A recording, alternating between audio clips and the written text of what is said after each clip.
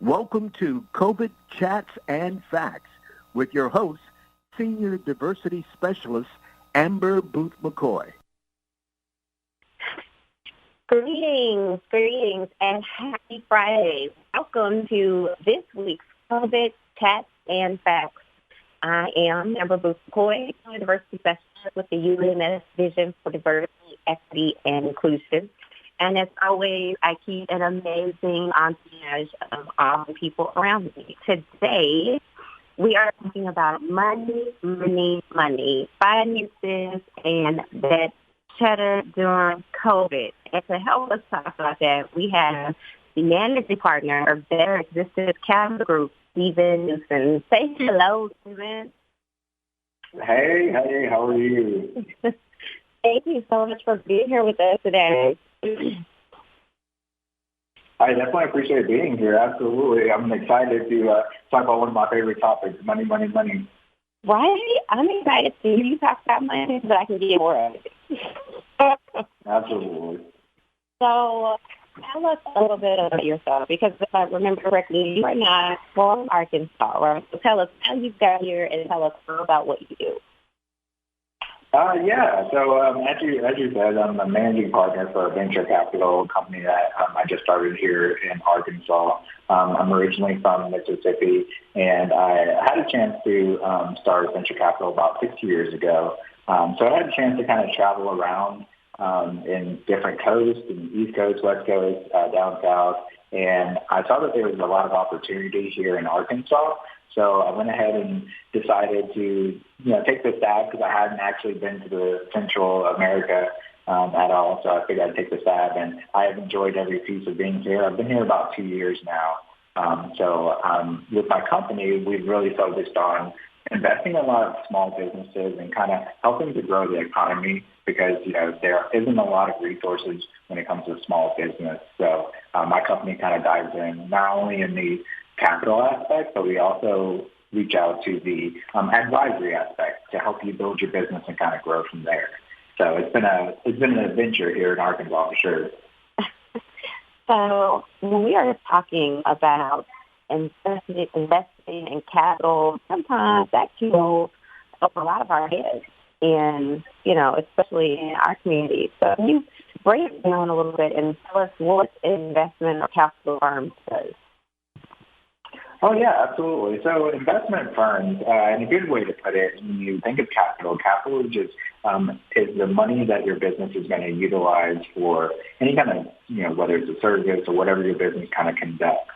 What investment companies do is for businesses that have some great ideas that they want to do, investment companies come in, and there's two ways that they can do it. They can say, hey, we think you have a great idea. We really want to support what you do. And here is the funds that we want to help build your business. Or they can come in and say, hey, we want to help you from the logistics standpoint, and we want to help you understand the industry and help you grow like more on a natural kind of perspective. So investment companies are really there to help businesses and help to grow and expand with expertise. Usually most investment companies have someone that has a specialty, whether it's in that industry or different kind of industries. So that's what an investment company is, and that's kind of what they do. They range, so they, usually we're vetting out, so we'll vet out different businesses that have some great ideas, or we'll also have other resources. So we use a lot of the small business administration, or we use some of the local groups that may be doing some investing and stuff like that to help us find deals that are going to be some great ideas. Okay. So before I get to starting the business, my great ideas, let's talk about like my personal finances, because that's my business. Let's talk about personal finances as a whole. What does, if you will, like savings look like, or what does budgeting look like during the pandemic? I mean, just for my household. Yeah, so it's definitely something. It's an event that's happened that's definitely not expected, right? But the key piece about savings is it's to help you to be able to recover from when these kind of things happen, right? But you don't need to make a lot of money for that to be a thing. And as I tell most individuals or most of my clients, if you start small, you can actually work and build big, even if you're making less than $50,000. You don't have to do a whole lot. You just do enough to where it can build over time. One of my favorite analogies that I like to use is it's like a brick wall, right? We don't start off with a whole big brick wall. We start off with one brick at a time. So savings works the same exact way. So if you think about some of the things that we spend money on that, we can maybe, cut back on a little bit, then that's the money that we can put into our savings, and then we can watch it can kind of continue to grow, whether it's $50 a check or $20 a check. I know it doesn't seem like it's a lot, but over time, you'll find where you've actually grown a certain amount, but you've also created a habit for the savings. So as you continue to grow in a company, you make more money, or another turn event happens, you already have the habit of saving, even if it started at $10. So consider now the habit that I have is swiping and start off with depositing. So I should definitely rearrange those habits so that so I can save more. So you were saying for investors or earners, you were looking less than 50,000 because we're talking about a population in Arkansas where that is, the average person in our community. So what is, even we're talking about just savings, what about investing? How can I start investing small when my check is also small? Where can I start? Where is a good place to start? Oh, man, that's definitely a great question. So the best place to start, and I always recommend, is talking to a professional, right? So most of your local banks. So if you go in and actually sit down, I know obviously with the pandemic, it's a little different being able to go and sit down because a lot of places, but set an appointment with a banker. They're going to help guide you in the right direction on the best way to look at investing, because the key piece is to create a plan that's going to get you kind of to that point. And as I said before, it doesn't take a lot of money to do it. But, you can start with something as small as owning a stock in a business, which, that in itself can be pretty tedious. But having that professional that's going to kind of help guide you is going to make all of the difference. But again, like I said, you can open up a small investing account and be able to start small that eventually over time leads. Another good way that I always say for most is if you have an employer that offers a 401k, I would definitely say that's a great place to start, because the 401k is going to have, professionals that are doing that side for you, but it's growing your money, and it's money that's taken out before you even see it. So that's a really good practice as well, because, your spending is going to be based on the money that you can relatively see. But when money gets taken out kind of prior to, that kind of helps, because that money's already set aside and you're not even noticing that it's there, and you're using what you can actually see. So the 401ks are great, and most 401ks have where employers are matching it. So you're basically getting free money. If you're doing 5% and the company says, hey, we'll match up to 5%, you're really getting 10% on your IRA for your 401k for only contributing the 5%. So that's huge. That's the number one thing I always say, tell most. If you have a 401k where your employer matches it, definitely go for that one for sure. I completely agree with both of those things. One, money that I can't see is always the best. I can't spend what I can't see. And two, I definitely have been paying into a 401k or a 403 since I got my first job. It was something my mom always said, this is what you do. So even when I worked at Luby's or anywhere, it didn't matter. I was like, where is the papers for 401k? Where are the papers? So let's get this thing started. Right. And myself, I also have a 401k just for that reason. I do say that also it's good to have maybe one with a broker firm or something like that that's away from the employer as well, because as we grow, we tend to change jobs as well. So you don't want to have where you can get that money. You want to have something where you can roll it over as well. So, yeah, absolutely. So right now, unemployment at an all-time high. We have money is tight and are talking about investing, and even saving. But we have friends, family, community members that are saying, I can't save. I'm still trying to spend $5 at the ground beef, right?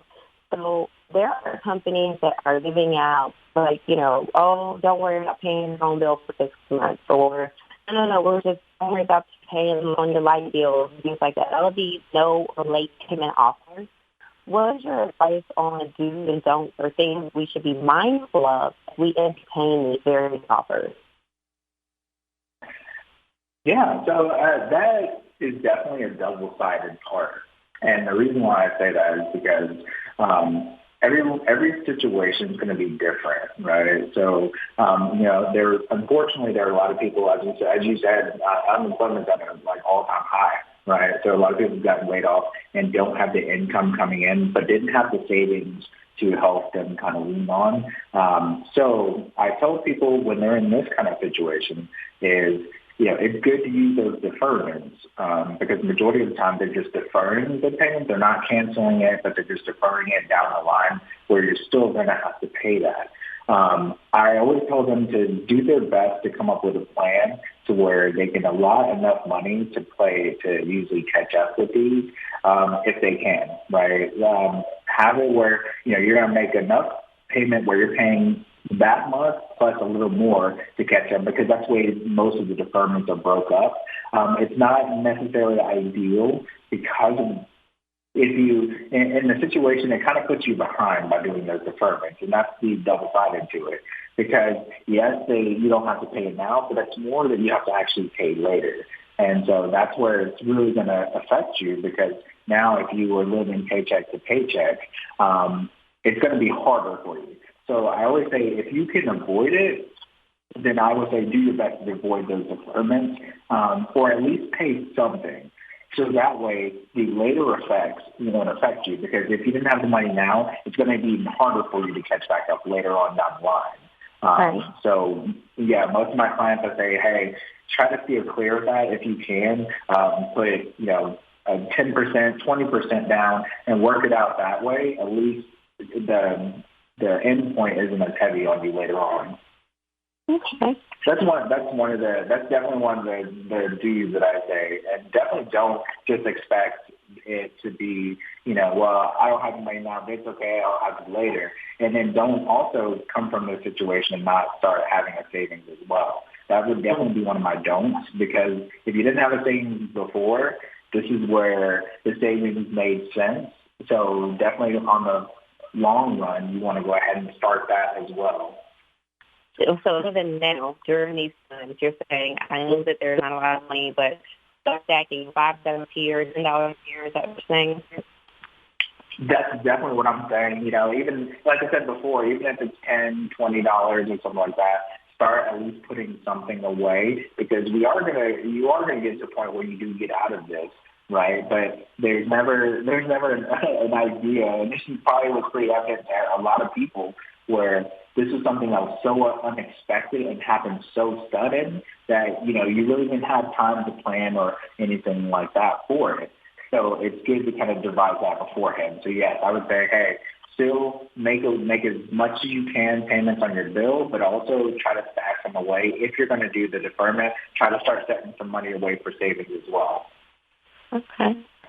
So before we talk business, small business money, and such, we're talking about our community. A lot of times we hear the word generational wealth, but generational wealth isn't something that's very prominent or prevalent in our community. So as a mom and 2 boys, it's something, what are 3 practical methods or tools that I began to do, start building for my son's future so that they can actually have things to pass on? So three practical methods and tools that you can use that can help build generational wealth. One of the things I would definitely say is, I preach heavy on savings, right? Because savings is what's going to help you be able to purchase things like assets. So the key piece to that is always assets. If you want to build generational wealth, assets is key. So if you can, if you're in mobility or, in the space where you can actually purchase real estate or buy a home versus renting an apartment, then it just makes more sense to have that asset, right? Because that's something that you can pass down that still has value, right? So when building generational wealth should always go hand in hand with the word value. So one of the key pieces I would say is work on the credit, because again, credit is key as well. So in order to get the assets, usually credit goes hand in hand with that. So a lot of people don't focus so much on their credit and building it as much in the beginning as they do the end point. But by the time you get to the end point, it's already kind of, you have to do a lot more versus if you start now or start young or start whenever you can to build that credit, then it opens the door for everything else kind of down the line. So I would say definitely build savings. If you can purchase your home or purchase a home, doesn't have to be expensive at first, doesn't have to be anything like that. Yeah, I usually recommend the lesser the better for your first home, because when you pay that house off, now that's your home. And if you want to use it to be able to refinance to get you a second home that you can rent and create rental income, then that's, you're leading to that part, but now you're creating an asset that's paying you for that. So I would definitely say savings, work on your credit, and then purchase your home for sure. Okay. So one, work on your credit so that you don't have to repair your credit. That's the thing. Right. Go ahead and get a preemptive job on that as early as possible. Save where I can, and then buy real estate when I can. Is that your three tools for the most part? Yes, that's definitely, those three things together will set any family up for generational wealth, and it will continue down the line. And obviously, we're passing this knowledge down to kids. So like you said, you have kids, so you're learning this now, but you're going to teach your kids at a younger age. So when they start life, these three things are going to set them up early, and then it continues through through the lineage, kind of at that point. Definitely. So this pandemic hit every single aspect of society. You name it, all of our social, business, healthcare, education, you name it. When we're talking about the small businesses that we're speaking up for, not just small businesses, but minority-owned businesses, how has it hit that area and that sector? First, can you tell us what a minority-owned business is, and it's classified as a minority-owned business, and then tell us maybe the impact that COVID has on that? Yeah, so a minority-owned business is any business that's owned by a certain demographic that's less than another demographic in that given area. So when they do the statistics of any given area, they look at how many are owned by a specific race. They also look at how many are owned by a specific gender. They also look at, occupation, whether this person was a veteran or not. And then they can do the numbers. So when the numbers come out, whatever the majority is, that's going to be obviously what they consider majority. And then minority is going to be anything that's in a percentage that's less than that. So, it's going to be your blacks, it's going to be your whites, it's going to be, any kind of race, and then it's going to be anything from that kind of piece. So that's what minority businesses actually mean. A lot of people think it's just race, but it's actually, you can have a race, you can have gender, so it's male, female as well, or you can have a stature, so it's, veteran, non-veteran, something like that as well. And is it based on business the same in each state or the city, or does it change from location to location? It actually, so majority of the time it's done by city. They do it by city. Now they do an overall whole. So when they're looking at it for a bigger spectrum, and it depends on kind of what you're kind of looking for in that area. But the majority of the time, if you're in a specific city, you can see your statistics for your city. And when they do it on a bigger spectrum, usually that's looking at loans. So they'll do minority-based loans for small businesses. They'll do that stuff. So they are doing it on a bigger scale when it comes to that side. Okay. And how has COVID affected the minority business sector? Oh, man. So, actually, based on statistics, it has impacted very heavy. And the reason why is because a lot of businesses, and it's kind of hard to hear from most, but a lot of businesses are living like day by day because businesses that were already kind of had huge amount of overhead, or they had just purchased something that was on a major scale or something like that. They didn't have the revenue to back it up, including the payroll. So then they started losing employees for the business, and it's impacted heavy. You've seen actually a lot of the small businesses close down, unfortunately, because of that reason. And a lot of your smaller cities that were majority minority owned, you'll find where, their businesses are closing left and right, and there's not a way for them to bounce back kind of from their trying to do it by themselves. So it's been a huge impact. Really, the only businesses that have survived are your bigger businesses or businesses that are backed by other businesses are the only ones that really have survived unscathed. Even with the loans that they've offered, the SBA loan, the EIDL loan, and the PPP, even with that, they didn't come in enough time for a lot of the small businesses for them to be able to still keep their doors open and still get that money. So it was kind of like a double-edged sword for a lot of those businesses. Wow. So there were loans and there were programs available. However, we didn't get them in time, so it impacted our business more. So we're saying. Because a lot of it, the application process for a lot of the banks and stuff like that, because I don't think that the government expected so many applications when it came to all of this help, because I'm assuming they thought that most businesses were just flourishing in this magical way. But in the realism of things, a lot of those businesses were not, but they were running enough to where they could take care of their employees, still pay their business, and still pay their own bills at the end of the day. Well, when you have something that comes in that impacts it where they lose all their clientele, and they were a business that was based on clientele, it happens fast because everything still comes up due. And even with the deferment, with businesses, the deferment wasn't as easy as it was with consumer, where an individual can call and say, "Hey, I need to defer my payment for my credit card." It was harder for small businesses to do it. So yes, it impacted it, and the money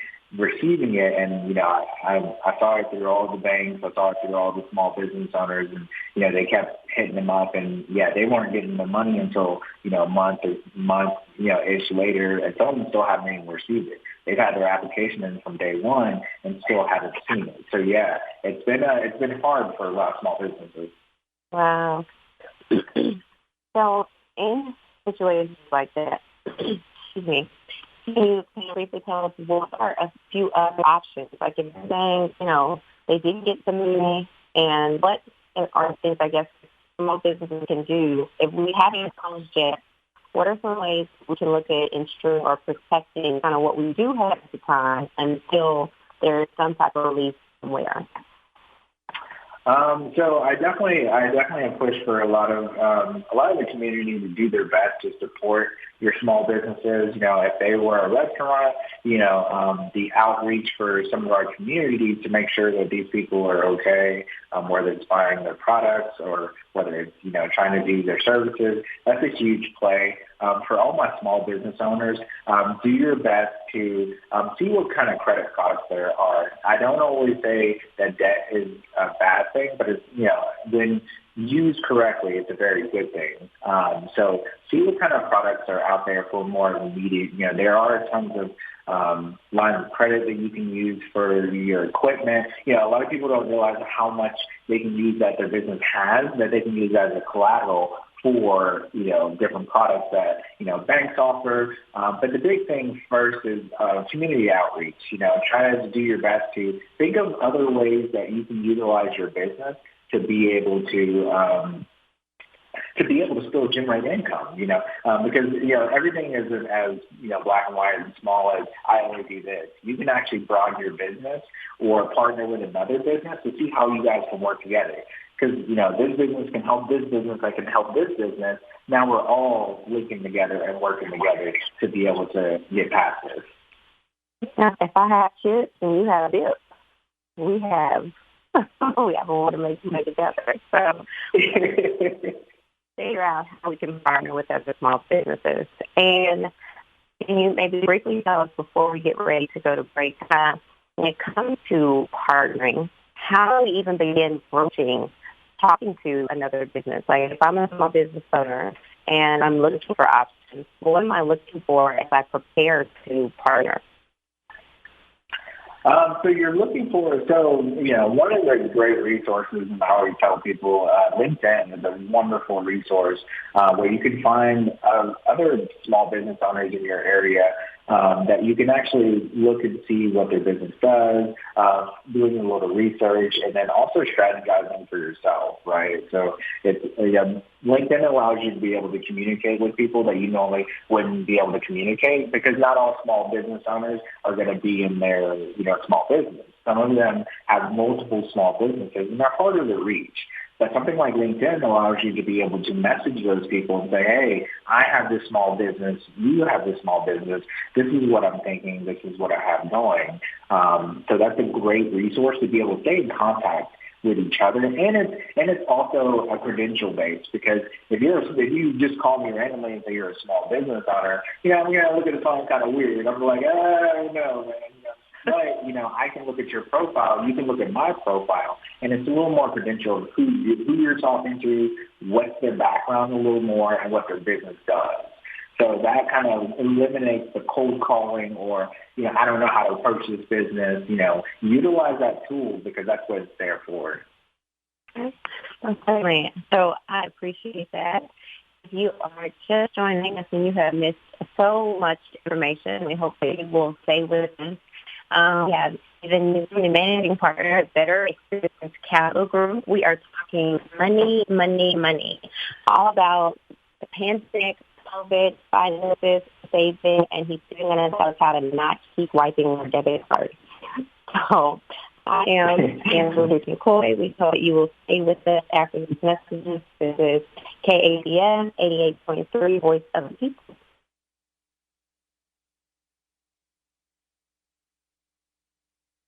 KABF is listener-supported community radio for Central Arkansas. We have been broadcasting from Little Rock with 100,000 watts of power for over 30 years as the voice of the people. Hi, I'm Steve Gimbert. I believe this radio station is very special.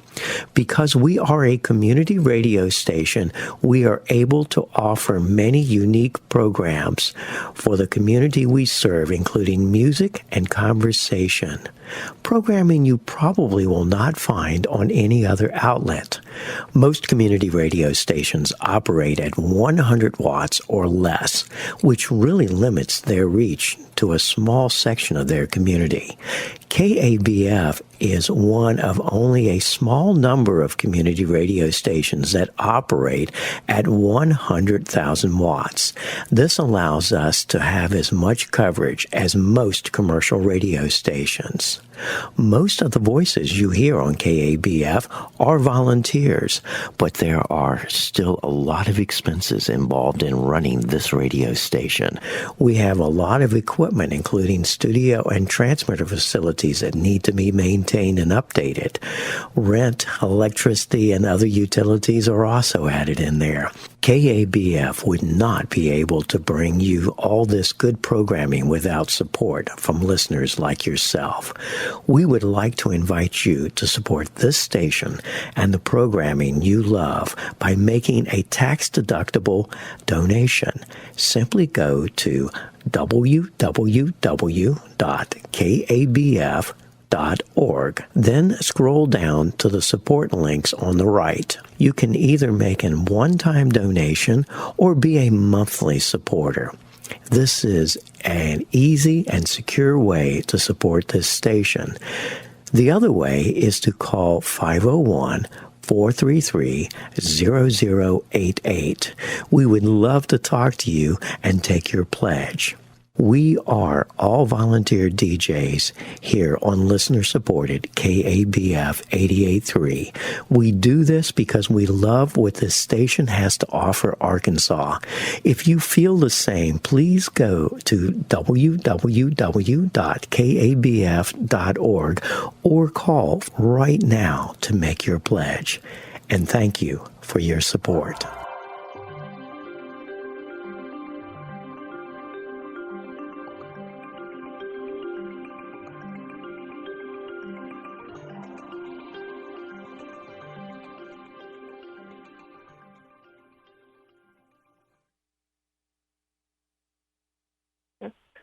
Welcome back to COVID Chat and Facts.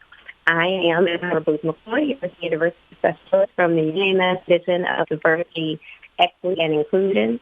Today, our topic of the week is money, money, money. We are talking about finance and more during the pandemic. We have with us Stephen Newson, the managing partner of Better Existence Capital Group, who has been talking to us all about saving, investing, small business, and exactly what we should and should not do during this time. Steve, thank you so much for being here with us today.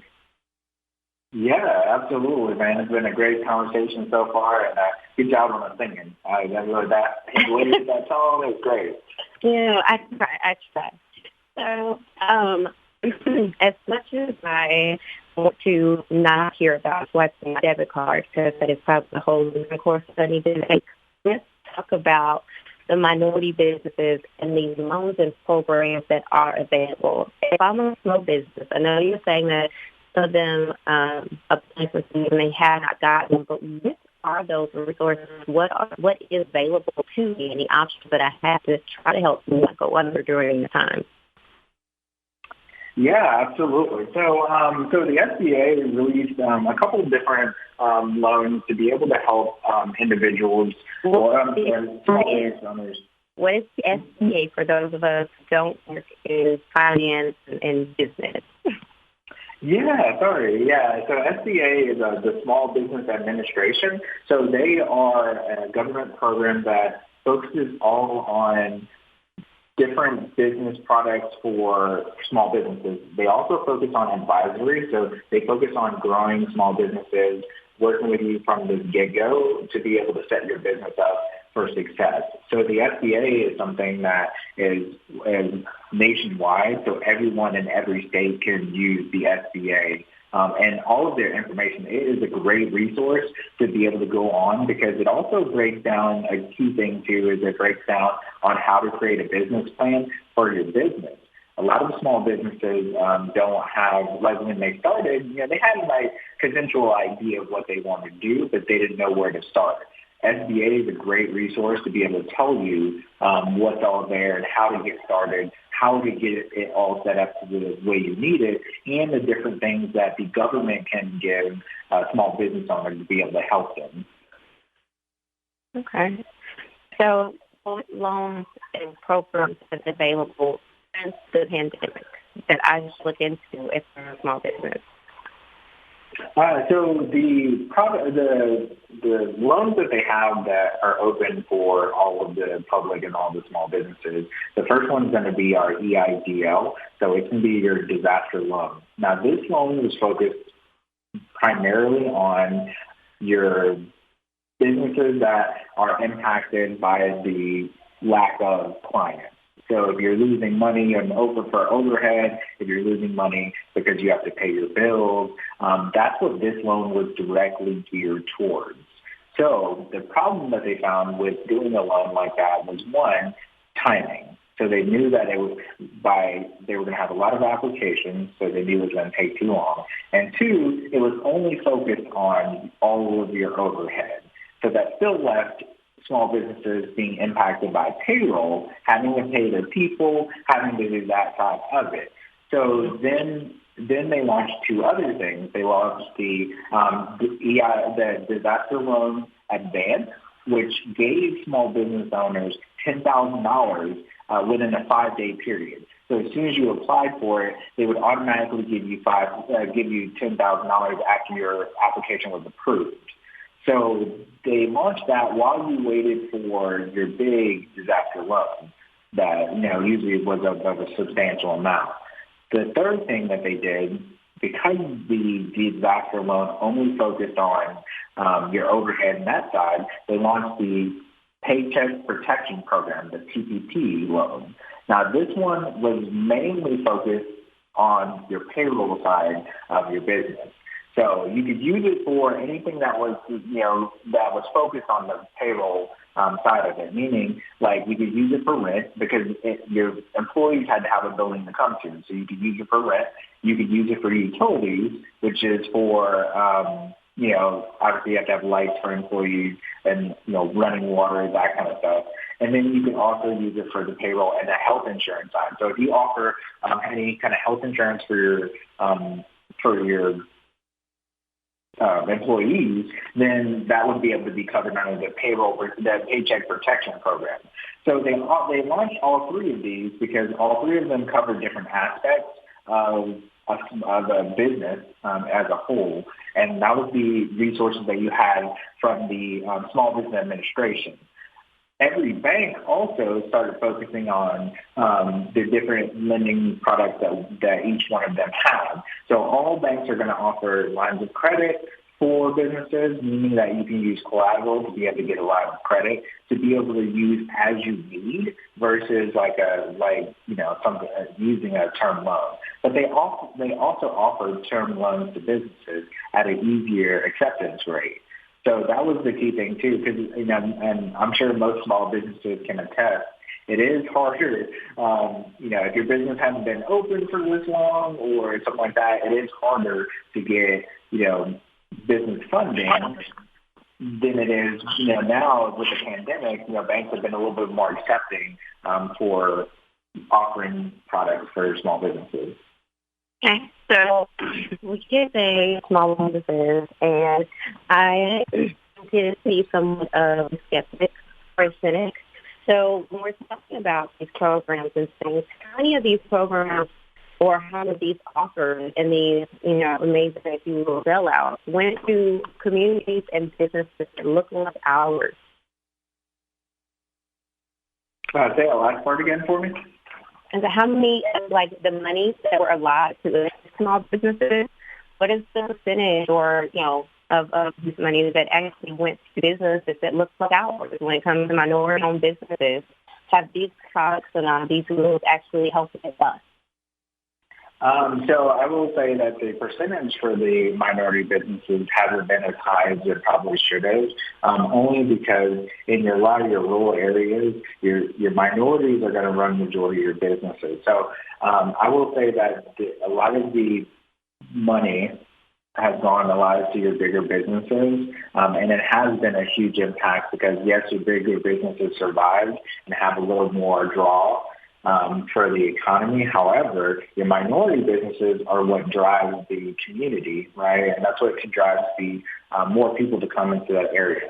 So unfortunately, the bad part is that it has been lower than it needed to be, which, again, as I said before, it's caused a lot of minority businesses to have to close down. So it has, that's been a huge impact as far as Arkansas, even from an Arkansas perspective. It's just been really sad to see that for a lot of minority businesses. So I know we talked about partnering, and we've talked about even if you will diversifying, right? Let's say even not during COVID, getting loans for small businesses, especially minority-owned businesses, can be a struggle. So when it comes to that area of business, how does investment firms and capital investment like yourself, like how do you assist minority-owned businesses in making these dreams come to fruition when we have such hard issues with, banks like Bank of America and things like that? So from a venture capital perspective, the biggest way that we contribute to the community is, one, we make ourselves very accessible. So we offer a ton of resources as far as being able to set up a business plan. We do a lot of outreaching too. So some of the businesses even the businesses that have closed their doors, we have had the ability to be able to network in the community to find those business owners and offer them the chance to, hey, come up with a plan for the small business, and then also the capital to help actually open the doors back up. So even though a business necessarily closes down, it doesn't mean that it's final, because venture capital, investment, angel networks, because there's a actual angel network here in Arkansas that just recently opened up. But these guys are the ones that help to be able to open these doors back up. So outsourcing and really reaching out, going to these businesses, and also establishing partnerships. So we've had the chance to work with a lot of clients, so we know that these clients do these type of businesses. So when we see a business that's closed down, we're also reaching out to them and connecting them with maybe a business that's in the same nature, where maybe their assets can help another business, or because it is up to a small business owner. Some have closed their doors willingly, and the owner that's been around for about 25 years. And something like this, they just are kind of tired of it. We also offer where we can buy out their business and offer it to another entrepreneur. So there are some entrepreneurs that don't have the capital and don't have the ability to get an SBA loan or get an actual loan for the business. We, work with that entrepreneur to link them with that business as well. So, we're doing our best, and, I'm sure most venture capitalists can attest to this. We're doing our best to make sure we try to keep as many doors open, because once the economy bounces back, it'll be easier for those businesses to grow back again. But at this point now, it's really just trying to help them not close their doors or reopen their doors back up. Okay, thank you. And when it comes to even those resources that you're talking about that you have, what is an angel network? Yeah, so the angel network is there's a classification for investors. So for investing, if you make so much money, it's anything that's over, if you're an individual, anything over $200,000, or if you're a household, then it's anything over $300,000, or you have to have $1 million in assets. But that's what they classify as what they call an angel investor. Well, a group of angel investors usually will get together and they'll create what they call a network. And the best way to put it, and most people can refer to it, it's Shark Tank, right? So Shark Tank technically would be what you would classify as like a network of angels, right? So those guys are all, have millions and millions and millions of dollars. They come together, they look at an idea, and then they come up with whether they want to invest in it or not. So that's actually what an angel network is. And usually you'll find them in every city. Usually every city will have some sort of group that does this, and they actually look at businesses that are up and coming. So venture capital focuses on businesses and that kind of aspect. Angel investors usually focus on entrepreneurs and ideas that are, fresh off the ground. So usually I'm looking at businesses that have already had their door open. Angel investors are looking at businesses that are an idea. Okay. But yes, there is one here. It's Central Arkansas Angel Network. It's actually one here. Okay. So this is, like you said, unprecedented times. There are things that have never happened before. But if I've got that $1 million idea, is now the time to think about that, or should I wait until all of this is over? So that, I will say, is $1 million question. Absolutely. So I say this is a great time for businesses to start up. As odd as it sounds, I know that we were talking about how businesses are closing down and that kind of aspect. However, even with the economy the way it is, your idea still may be that idea that may change the entire way the economy kind of typically works. So I say now, and then also right now is a good time because everything is relatively, the acceptance rate for stuff is a lot higher than it normally would be. The price for things has dropped down. So like the price of getting commercial property has dropped down. The price of maybe a supply chain is way lower than it normally would be. So I say now is the best time because now you're gonna penny pinch where it needs to be. Most small businesses do what we call bootstrapping, where you're paying out of pocket versus taking out a loan.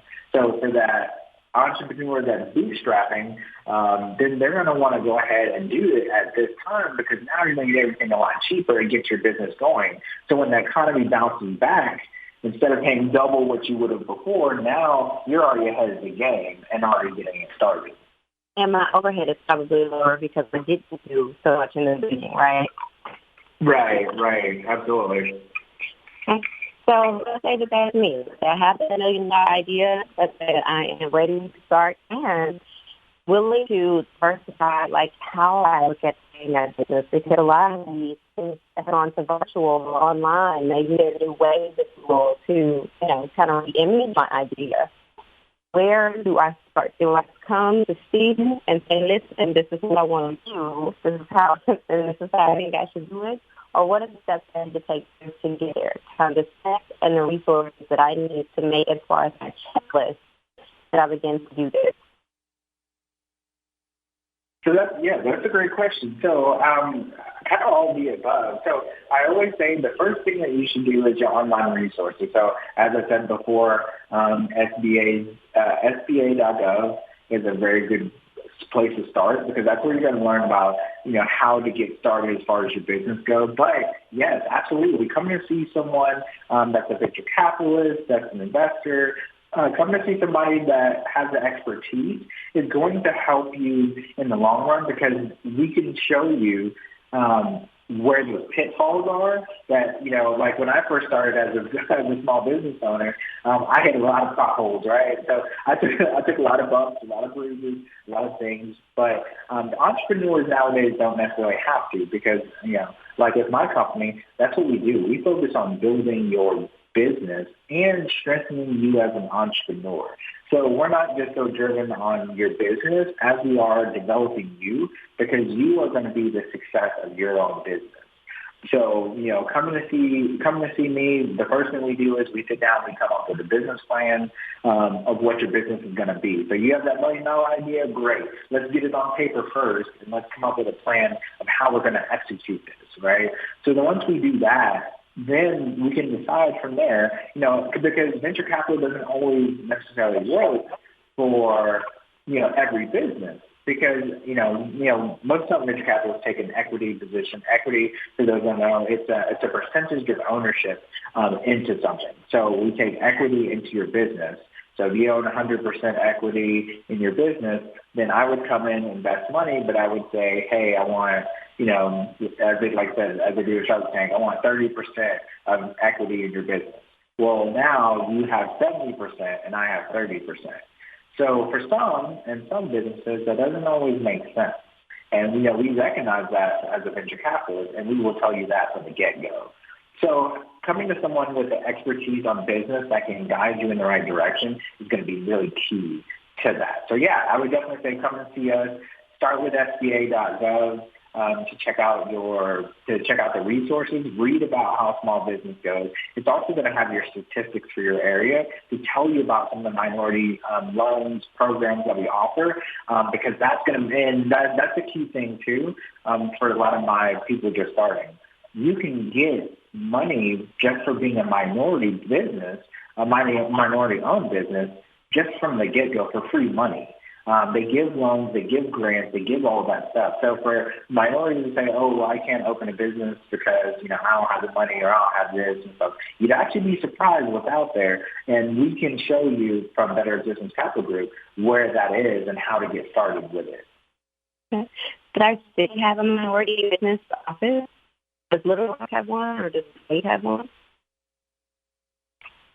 Yeah, so there is a small business administration office that's here in Little Rock. I don't have the address on me, and then also my company, we actually have we're based out in the Timmins Tower, so we have an office space in there as well. So downtown is actually a good resource area. Okay, so make sure that I am writing all of this down for my business, my friends' businesses, all of that. One, on a personal level, like you said, we need to start saving, making sure that we are putting a little bit back, not just because of COVID, but in general, it is the first step in building or getting to build generational wealth. Even if it's 20 years of paycheck, all of that, right? Right, absolutely. We also want to make sure during the time on a personal level that even though we have companies that are saying no or late payments, or even being wise about accepting no, because eventually those people will come home nervous, right? And we are offering to owe everything we've deferred, right? Right, absolutely. So making sure that we are being mindful and just using discretion when we're accepting, the same deferment or taking into account that we need to put something back. That's when we begin to take those, because it is all going to be to eventually. And so they're not going to just leave it out there forever. It will, yes, absolutely. And as far as the generational wealth, assets and ownership, you said, is that correct? Right. So I want to make sure that I can first, that even if we start buying small, so it's not that I need this big brood house in the beginning. You said I can even start small as far as buying my first home and then work on a different home later. Right, absolutely. Okay. And then as far as the business side goes, when we're talking about the minority-owned businesses, one, there are grants available for my $1 million idea. Mm-hmm. There are companies like yourself that are available to assist me with building or even putting my $1 million idea on paper, right? Right. And then as far as the current government programs and loans and things like that, can you give us the website and information where we'll find that information, or even the numbers that we can call, or even your number if we're able to reach out to you for advice? And how do we contact the information and resource that we need? Yeah, so we do have we have social media, so you can find us at Better Existence Capital Group on Facebook. You can find us on Instagram. A good contact number, which we have it advertised on the social media, but you guys can give us a call at 228-382-8099. That would actually be a good resource as well for you guys to reach out at any time. Like I said, we're always happy to take any kind of calls from there. And then we haven't opened the website yet. We had it up and then we had to take it back down. But when you go on the social media, you'll see the link for the website. You guys, again, can go ahead and just click on that link, and it'll have a contact us there where you can actually put your name, your email, your phone number, and a brief message. You don't have to go into depth or anything like that, but you can just say, hey, I'm an entrepreneur and I'm looking to do a small business, or hey, I need help with my small business, and we'll be able to, we'll reach back out. My assistant is really quick about getting at least an email back to you so we can schedule something for you to sit down with myself or one of the other partners or one of the client associates. So. Okay. And that's listen, you've been with us. Definitely we want to talk about, of course, we've been talking about money and finance, but remember that this thing isn't over. The coronavirus isn't over. We still have several cities being affected, including ours, as we begin to reopen. So we make sure you have the information for testing around the state and things coming up. UAMS, of course, offering online screening, and so you can go to UAMShealth.com/coronavirus for all the latest updates. You can call or go online for our online screening on the website, but you can also call 501-686-7000 for any questions. We are also opening our family health center and World for visitor visits we used to have. Our drive screenings are still available, and we have smaller cities such like Forest City that are being affected at very high rates. The Arkansas Department of Health will be having a screening in the Civic Center this weekend from 9 a.m. to 4 p.m. in Forest City. So if you're in Forest City, I definitely suggest that there is a screening to take advantage of. You give the Arkansas Department of Health a call if you have any additional questions. I suggest our community reach out as well to the Arkansas Minority Health Commission.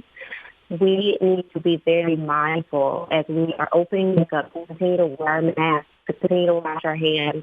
This pandemic is not over. Our community is still being affected at higher rates than other communities, and death rates are still going up, and not just in the correctional facilities.